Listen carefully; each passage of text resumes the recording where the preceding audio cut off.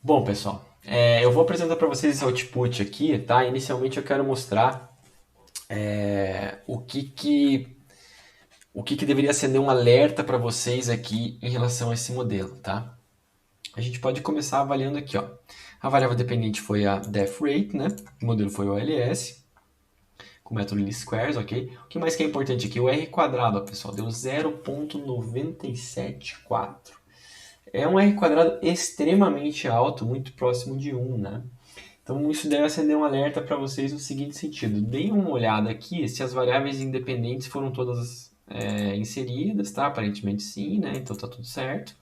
Mas vocês vão reparar que todo modelo de regressão linear ele tem que adicionar aqui o intercept, tá? Que é a constante do modelo, aquele beta zero que a gente aprendeu lá, tá? Se ele não adiciona essa constante, dentro das variáveis independentes, ele vai ajustar o modelo como se ele tivesse preso e não pudesse, como se a reta sempre tivesse que começar ali de um ponto zero ali, né, e ele não pudesse ter a flexibilidade de começar essa reta cruzando no eixo y lá, num número fixo lá, né, que é o beta zero, tá? Por que que aconteceu isso? Porque o Stats Models ele não coloca a constante como padrão, tá? Ela não coloca a constante como, ele não coloca a constante como padrão aqui. Então, o que que a gente tem que fazer sempre, pessoal? Na hora que você declara o y e o x aqui, você tem que colocar embaixo o seguinte, ó. Você tem que colocar uma função do status models para x, que é a função add constant, tá? A função add constant em x, tá? Se você roda isso aqui, aí ele vai adicionar essa constante dentro do array ali, tá? E daí tá tudo certo. Vocês vão ver que se eu rodar o modelo agora, ele vai estar com essa constante no output ali, tá? Nos coeficientes. Aqui, ó. Ele já colocou o nome como const aqui, ó. Olha a diferença que fez, pessoal, a gente ter a constante no modelo. Ó. O r quadrado é 0,301, na verdade. Tá? Então o modelo estava mal ajustado antes, ele não estava refletindo a realidade justamente porque não havia sido colocada a constante ali como sendo um parâmetro do modelo. Tá? E o modelo de regressão linear, como vocês aprenderam, sempre tem essa constante. Tá? Então, isso aqui é um hábito, pessoal. Sempre adicione a constante no status models. Tá certo? Bom, vamos lá então, continuando a interpretação aqui. R quadrado, então a gente vê que o conjunto de variáveis independentes que a gente trouxe explica 30,1%, né, de toda a variabilidade dos dados. Né? De certa forma pode ser interpretado como pouco, mas assim, também olhando que a gente está lidando com um problema muito complexo, né? Taxa de mortalidade por câncer, então é difícil que um modelo se ajuste tão bem que isso possa ser explicado, né? Deve ter muitos fatores que causam a mortalidade. Então, eu diria que 30,1% pode até ser considerado ok aqui, tá, pessoal? Bom, o que mais que a gente tem que entender aqui, ó? Aqui embaixo, ele dá estatística F e prob estatística F, tá, pessoal? O que que é essa estatística F que ele gera para o modelo? Ele usa esse número aqui para fazer um teste de hipótese sobre o modelo, tá? Qual o teste de hipótese que é feito? Que pelo menos uma das nossas variáveis preditoras tem uma significância, ou seja, tem uma influência estatisticamente significativa na nossa taxa de mortalidade, tá? Se pelo menos uma tiver, aí ele vai dar esse teste aqui como significativo também, ou seja, o modelo é válido de alguma forma, tá? Então esse prob F estatística aqui nada mais é do que o p-valor relacionado a essa estatística F relacionada ao modelo, tá? Então vocês veem que é um valor muito pequeno aqui, ó, muito próximo de 1, elevado a menos 231.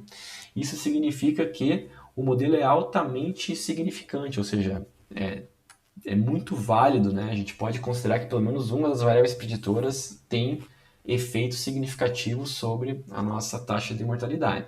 Beleza? O que mais que a gente precisa olhar aqui? A gente confirma aqui que o número de observações está 3.047, legal, né?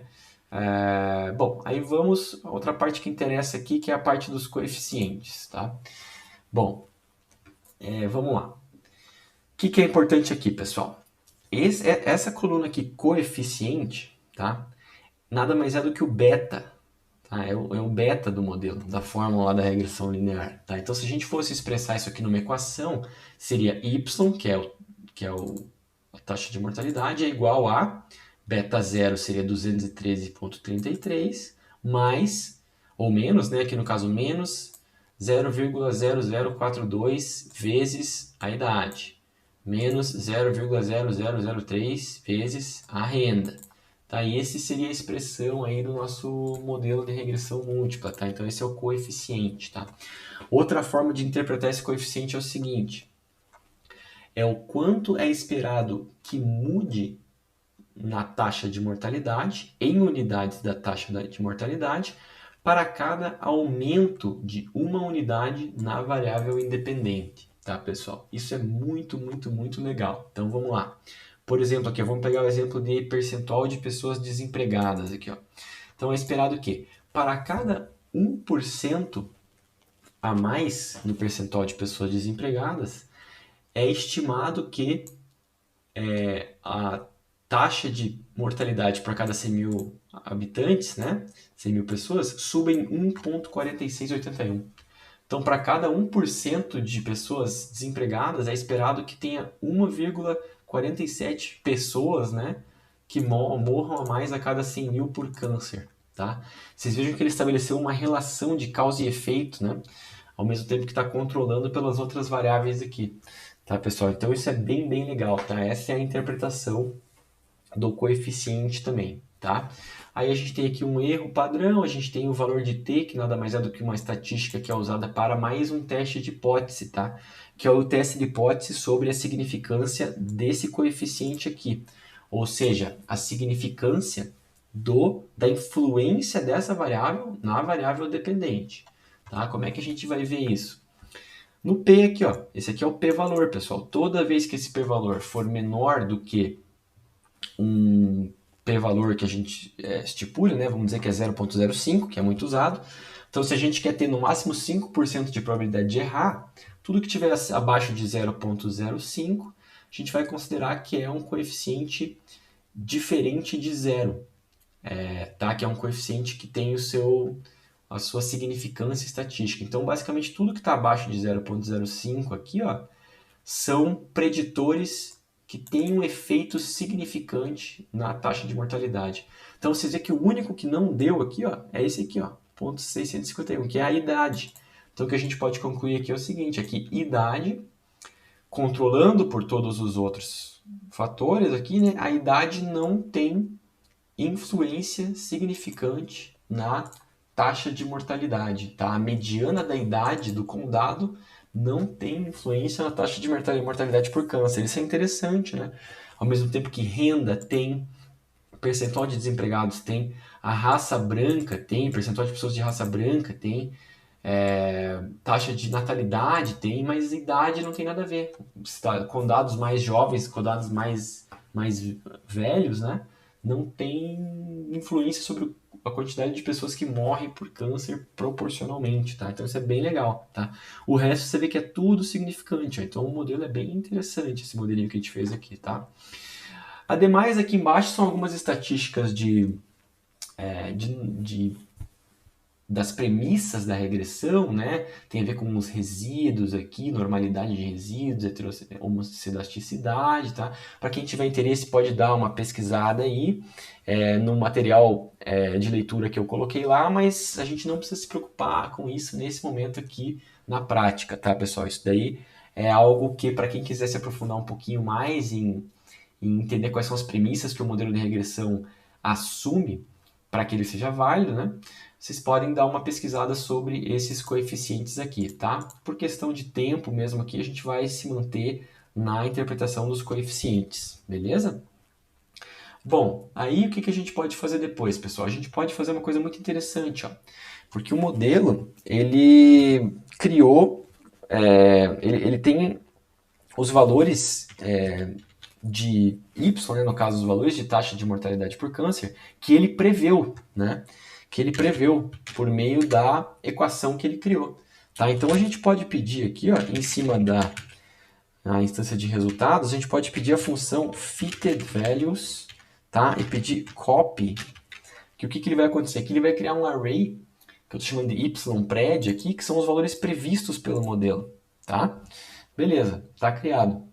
Tá? Se vocês pedirem aqui o output dele, vocês vão ver que está aqui, ó, um array com todos os valores para cada elemento da amostra, os valores que o modelo previu aqui, com base nas variáveis independentes inseridas, tá? O que é legal de fazer, a gente pode, por exemplo, comparar esses valores previstos com os valores reais, para a gente ter uma ideia do erro do modelo, tá? Isso é bem legal e a gente pode usar um scatterplot para isso, ó.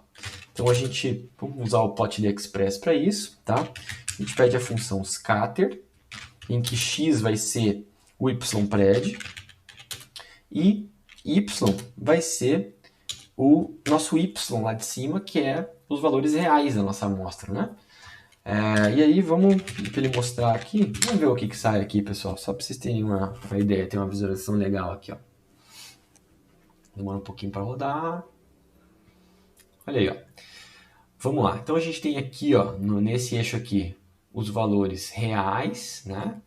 Os valores reais e aqui os valores previstos, ó. Então vocês veem aqui, ó, estão vendo que tem uma densidade de pontos numa diagonal meio que ascendente aqui, né?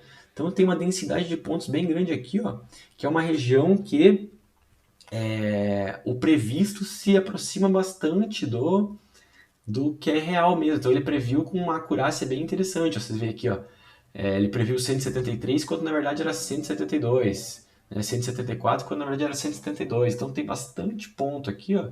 Assim como você vai subindo para 190, ele também está errando por pouco aqui o modelo. Está errando por pouco em relação ao dado real, né? Aí você tem alguns elementos aqui que ele errou bastante. Ó. Aquele outlier que a gente já tinha visto lá, né, de 362, ele havia chutado 204. Né? Então ele errou bastante para esse caso aqui, justamente porque ele até era um certo outlier, né? Então é legal a gente levar isso em consideração também. Mas vocês veem que tem um acerto relativamente interessante aqui, né, no modelo, tá? Então isso é bem interessante de avaliar no modelo, tá? A gente pode representar isso com algumas métricas, né? Que são as seguintes, né? Vocês já aprenderam lá. A gente tem o Root Mean Squared Error, que é o RMSE, e vocês têm o Mean Absolute Error, tá? Que é o MAE. São formas diferentes de dizer a mesma coisa, basicamente, tá, pessoal? O erro médio. Enquanto no RMSE a gente eleva os erros ao quadrado e daí tira a raiz, no Mean Absolute Error ele simplesmente, para os valores negativos, ele transforma esse valor em positivo e daí ele tira a média, tá? Então são duas metodologias diferentes para calcular a mesma métrica, tá? Como é que a gente faz aqui, pessoal? Para o RMSE, tá? A gente pede lá do Stats Model, importa ele, e é basicamente isso aqui, pessoal. Vamos salvar ali como RMSE.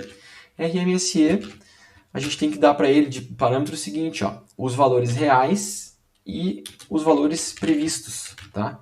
Valores reais e valores previstos, só isso, tá? Ele já vai calcular esse RMSE. Da mesma forma para o MAE, é a mesma coisa. A gente vai pedir aqui. Aí a função é mean abs, tá, pessoal? Que vem de mean absolute error. Da mesma forma, y e ypred, tá? Aí vamos imprimir aqui os valores. Opa! Vamos imprimir aqui os valores para vocês darem uma olhada. RMSE MAE. Então aqui, ó, a gente tem o quê? 23.2 de RMSE e 17.3 de MAE, tá?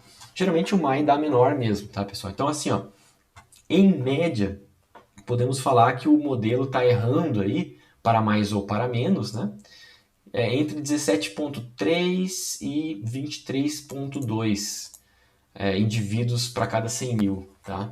Então, ele está errando aí 23 indivíduos para mais ou para menos em relação ao dado real, tá? De taxa de mortalidade. Então, essa é uma métrica de acurácia interessante, que geralmente é muito interessante reportar, tá? Depois a gente tem o MAP, né, pessoal, ele expressa esse valor aqui em termos percentuais do valor real, né? Então, quanto é que é 17.3? É um erro grande ou não? Pô, considerando que os valores aqui estão em média em torno de 180, 200, é mais ou menos 10% para mais ou para menos, né, de erro. Então, até que está interessante, né? Aí no scikit-learn a gente vai ter uma função lá para calcular o MAP, tá, pessoal? Que a gente vai ver aí no próximo vídeo prático. Tá bom? Então por hoje é isso. Eu vou disponibilizar um notebook para vocês e tenham bons estudos aí, pessoal. Até o próximo vídeo. Tchau, tchau.